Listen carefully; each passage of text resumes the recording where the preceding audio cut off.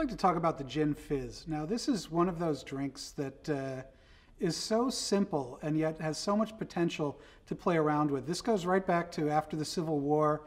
Americans wanted something light and refreshing that they could have as like a sparkling drink.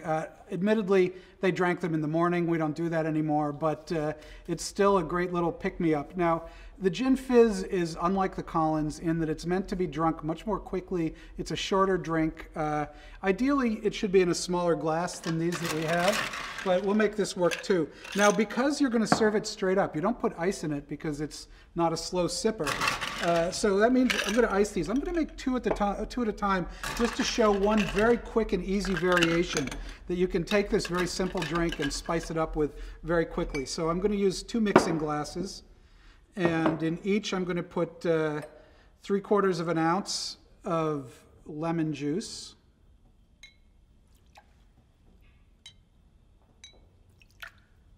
three-quarters of an ounce of simple syrup.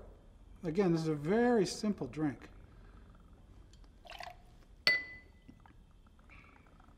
There's not much to it. And finally, 1.5 ounces of Beefeater London Dry Gin. You can also use Plymouth Gin in this, which is nice with citrus, but this is very good. And then in one of them, I'm just going to quickly toss in 5 or 6 raspberries. Just like that. Maybe because those are a little bit tart, I'm going to put in an extra bar spoon of simple syrup. That was a pretty small bar spoon.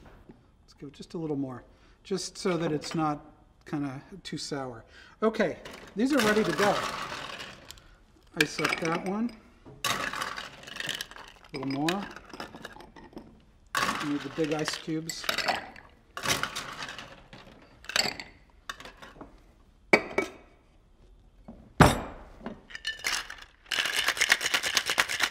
A good solid shake.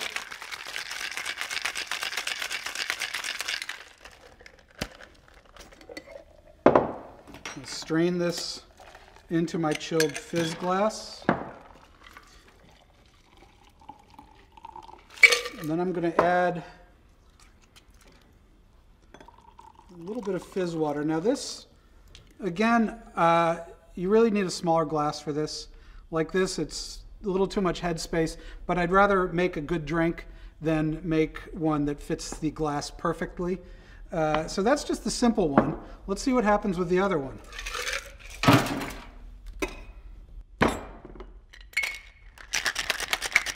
Because I got the raspberries there, I'm going to shake it a little harder. Notice I didn't muddle them. You don't have to muddle them. The ice does a fine job of brutalizing the poor little berries. Messes them up real good.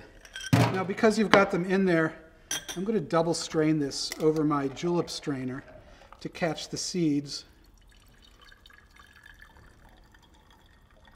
And look at that color.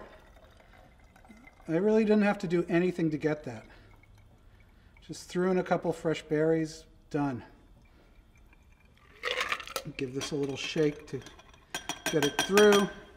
I've got that done. Finally, fizz it up.